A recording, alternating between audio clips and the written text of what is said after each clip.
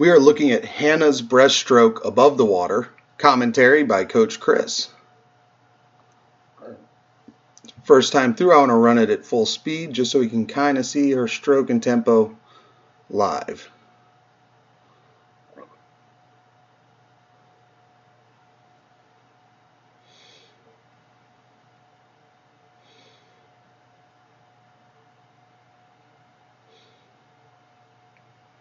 Now, a lot of what we can talk about on breaststroke is more visible on the underwater video.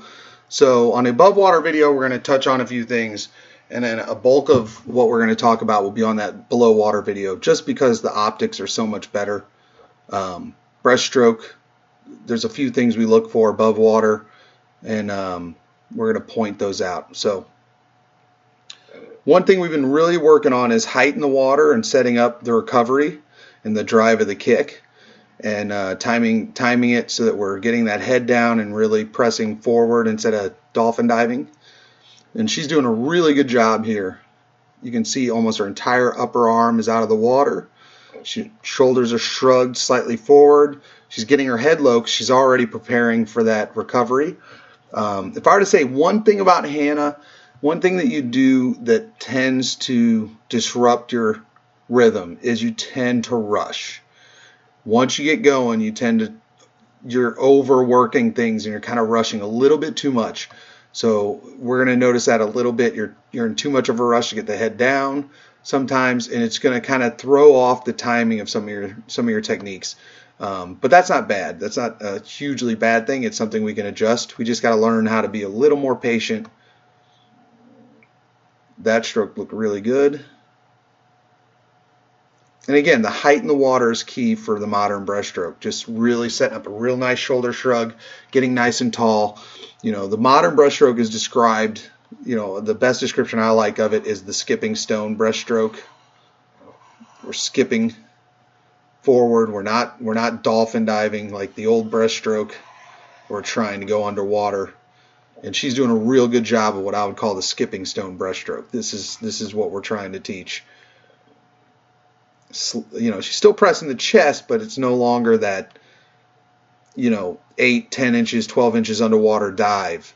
And you can see the reason she's good at this and doing well is she's keeping those arms just under the surface, elbows just under the surface, hand, elbow, forearm mostly aligned, and she's pushing straight out. And she does a better job of that than most of the kids in the group. That's really, really good. You know, a lot of our drills are designed, we emphasize the breaststroke pull dolphin kick. And as Hannah can probably tell you, the reason we do that is to help with the timing of the kick and timing of that shrug and getting up tall in the water. That dolphin kick just tends to lend itself naturally to helping the kid develop that. We do breaststroke pull, the freestyle kick.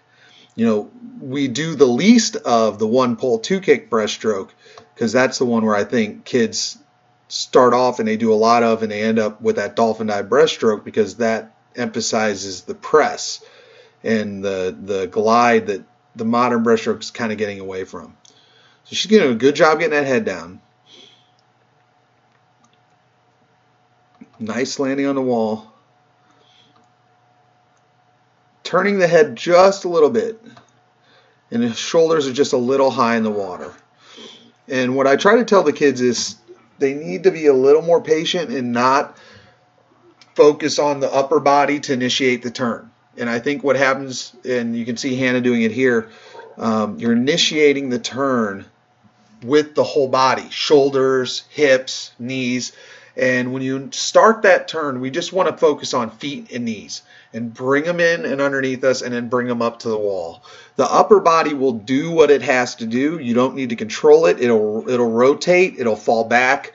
It'll follow the legs. So focus on the low end of your body. Focus on the feet. Focus on those knees. Bring them in under you real nice and tight, and then bring the feet up to the wall. If you focus on that, you'll keep low to the water.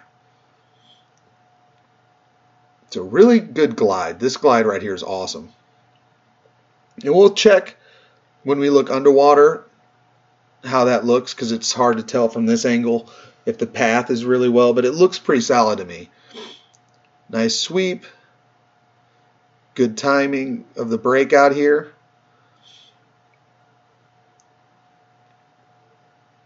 And again, I really like